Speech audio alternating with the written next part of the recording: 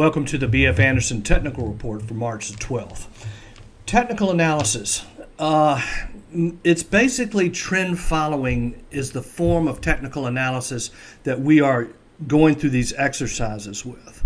Now realize this all revolves around one simple mathematical concept, and that's the moving average of a price. So what the key to understanding our work is to understand, how did we come up with these different moving averages? How do we know which moving average is important?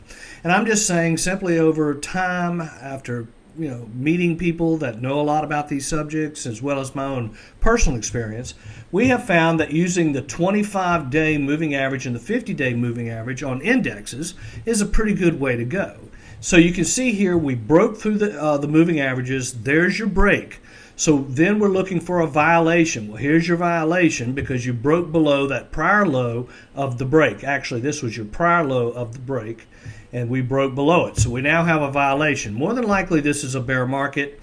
But realize one thing about bear markets. They have bottoms, and you need to understand the moving averages and the technical analysis where you can see how a bottom is forming and then you come out of a bottom. We're going to look at that here today. Now, the NASDAQ on a weekly basis. Now, remember, this is a confirmation. This is called a trend line. It's a 35-week moving average. The rule is we have to stay 2 weeks below the line like we did back here. See, each line is a week. So we have 1 week, 2 weeks. Darn it, we're probably in a bear market, and the market did drop about 19-20% here. And we were able to see it. Now, on the aggression index, this is where we're trying to determine how aggressive investors are, mainly institutional investors. Are they buying technology stocks or are they buying consumer staple stocks? Well, you can see here, and the rule is here, that when we break below that moving average, we are now in a sell signal on the aggression index. So people are very aggressive right now. Global Dow, this is the international picture. Realize here we also have what we call the 10-20. This is the 10-month moving average versus a 20-month moving average. I got this from Luis Yamada, who is a very famous technical analyst, lots of experience, used to be top at, Goldman Sachs and Smith Barney. But anyway, you had a golden cross. Now we're starting to, we had a death cross, got back on a golden cross. Now we're starting to roll over and go into a downtrend. Index is below the moving average, so it's going to pull the moving averages down. We've also got a sell signal on the MACD, which is moving average convergence divergence. It's mainly measuring momentum. As you can see here, we've gone from a improving momentum to positive momentum. Now we're going back into negative momentum. Probably a bear market, unfortunately. Small caps, same story basically. I said last week, the small caps, I believe, are something that we just got to keep an eye on. It's just too many times that I'll see them get in trouble first, and it kind of gives you a heads up that there's trouble ahead. Well, as you remember, I drew this line up here. We never made a new high on the small cap index, which is the S&P 600. So the small caps basically never did get going. Now they're breaking down. We're seeing a MACD sell signal. So this would be the first index that we would see that says there's trouble ahead. Now, here's the S&P 500. Again, you can see we're still on a golden cross, no death cross. However, the index has broken below both moving averages, and the MACD has gone into a negative momentum mode. Therefore, be careful. Here's the value line geometric.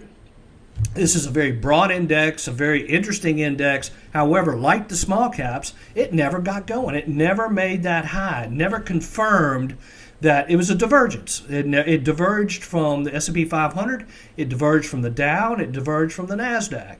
So when you see that divergence, it's kind of telling you, maybe things just aren't as great as we all think it is, because once you get the average stock going and everything's good, well, that's a good broad market, good strong bull market. Well, that's just in the case. Plus, we got the sell on the MACD. Now, on China, we'll talk a little bit more about China. It's interesting what's going on there. We got a death cross on the 10-20.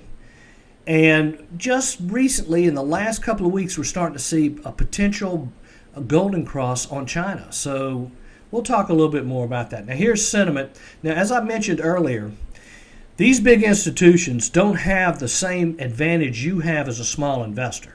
You have liquidity. You can move in and out of this market without any trouble whatsoever because the volume is significant and your amount of trading volume is small. So you can easily take care of things.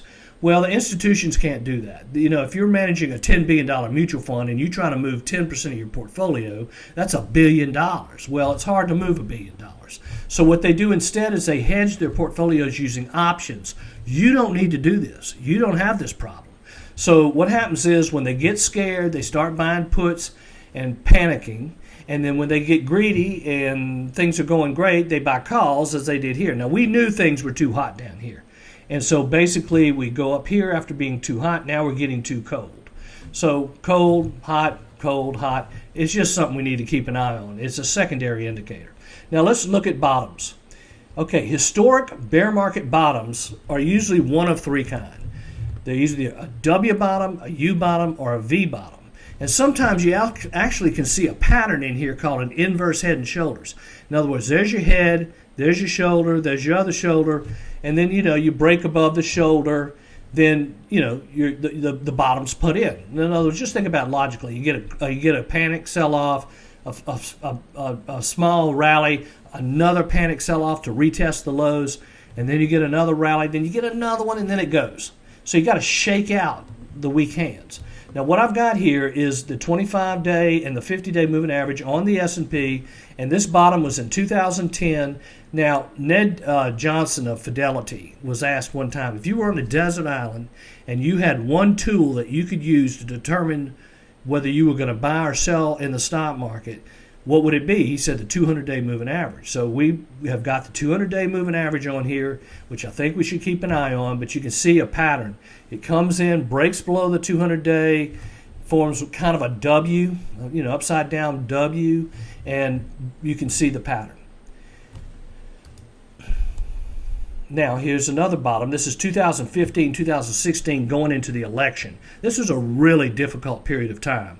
But you can see the pattern. It's like a W, and, 200-day, watch through it. So what you do is you just basically use these moving averages as a way to tell you when things are getting back to normal or you're getting back into an uptrend, but don't try to anticipate or estimate or guess the future because you can't.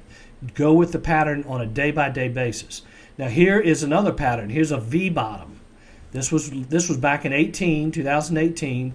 We got the sell signal right here. Market dropped about 20%, and then we came out of it. It was a pretty quick deal. It's kind of like the crash of 87 in a way. Here's another bottom. This is 2002. This was the dot-com crash. This was probably one of the most difficult bottoms because you had your panic sell-off, another panic sell-off, which was the retest, and then you basically took a while, and you had another retest. Seems like these things come in threes to me. You can see it 1, 2, 3. You see that over and over again. So you have to be patient in here, but your time will come. It will bottom. Now, here's where we are now. So you can see that we're just really in the process of maybe doing that first bottoming test. Now, this could be a V bottom and turn right around and go up. But my advice right now would be to stay very defensive in here. You can see we're just kind of getting at the beginnings of this. Now, three things that I think you should keep an eye on. Interest rates. This is the 10-year Treasury yield on the top. 0.82 right now, below 1%. You have to realize these interest rates are record low. These are record low interest rates. Price of oil. This is West Texas Intermediate crude. Got down below 35. The oil stocks are getting absolutely hammered. We're going to show that. Then again, I'm saying I'm going to add the small caps in here because they seem to really be the canary in the coal mine. And as you can see, it's just a steady downtrend. There's no doubt about it. Now, on the oil stocks, here's a company called Diamondback Energy. They are a very well-managed company.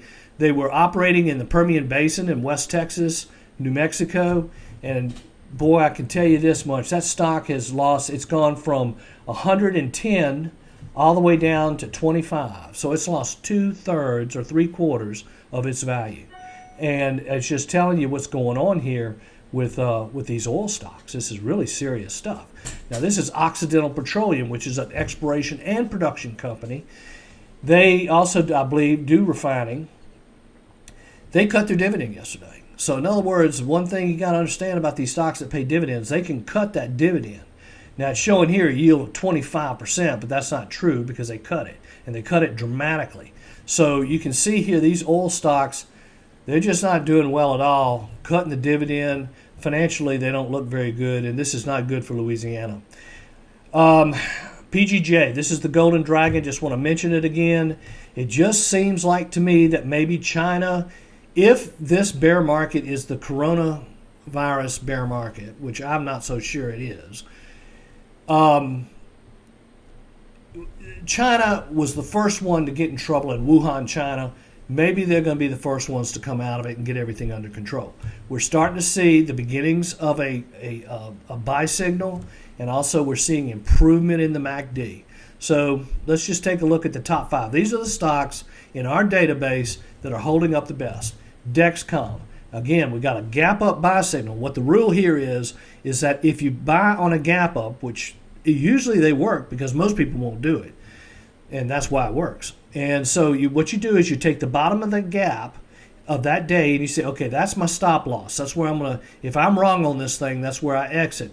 Well, it was doing fine and so forth, but then we got into this bear market cycle, and I would wait on this one. Regeneron Pharmaceuticals.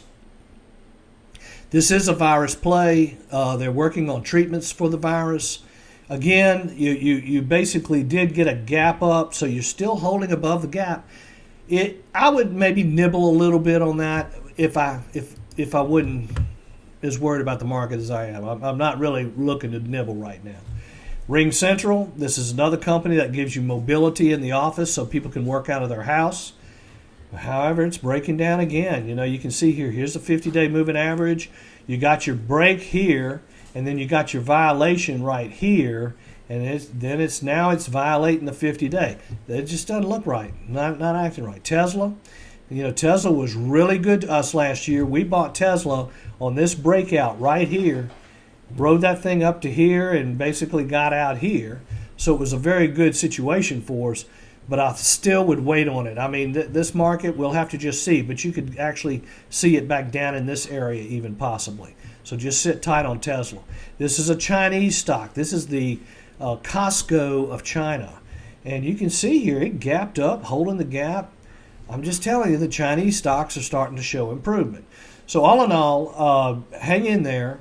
Things are going to be fine. We're going to put a bottom in, but keep your powder dry. Let me know if you have any questions.